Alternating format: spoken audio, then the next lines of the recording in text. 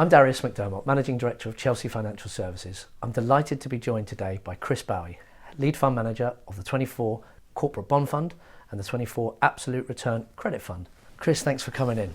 My pleasure. You manage these two funds, but you have a sort of proprietary system called the Observatory. Can you tell us a little bit about what that is and how it works? Sure, it's simply a stock picking database. But what it does is it looks at the world of fixed income through a volatility lens. So when we look at any bond, we can see its historic volatility, right, and then we compare that to the yield of the bond. Are we being paid enough yield to compensate you for the volatility you're likely to see? Yeah. So that really elevates our Sharpe ratio. And in the corporate bond fund, you hold supranationals, subordinated financials and hybrid corporates. Yes. Will you tell our audience a little bit about each of those type of bonds? Sure. So supranationals are really just government bonds, right, but they're government bonds from more than one country at a time. A good example being the European Investment Bank. So this is backed by Germany, France, the UK, and they invest in projects like bridges and things, for example. Right. And these bonds trade at very similar yields to government bonds. They have very similar liquidity, but they count still as credit. So that means you can own government bonds essentially as a proxy for credit without impacting your government bond ratings. Subordinated financials are the riskier side of banks and insurance bonds within credit. They're riskier because if that company gets into trouble, you're less likely to get all of your capital back. Right.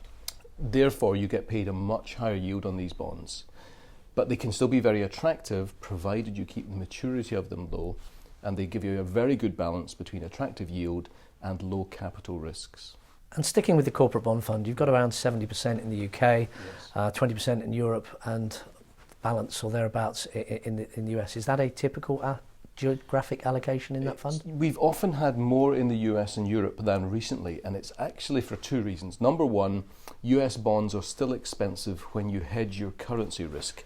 Because the Federal Reserve have raised rates 8 times compared to the Bank of England, yeah, the cost of hedging US dollars has become very expensive. So if they continue to drop rates as they have been doing recently, the difference in hedging costs will lower.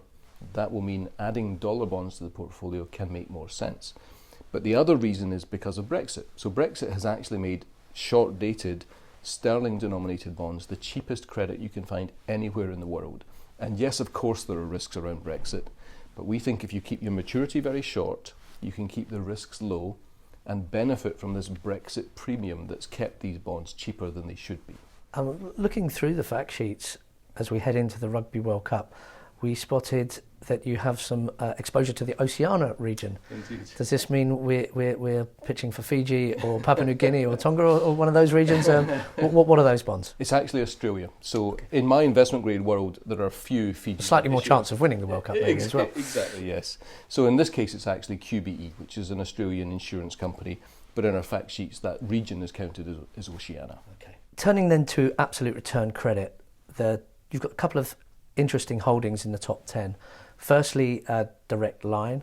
Tell us a little bit about that bond, please. So the maturity on that one looks like 2042, which sounds like a very long-dated bond.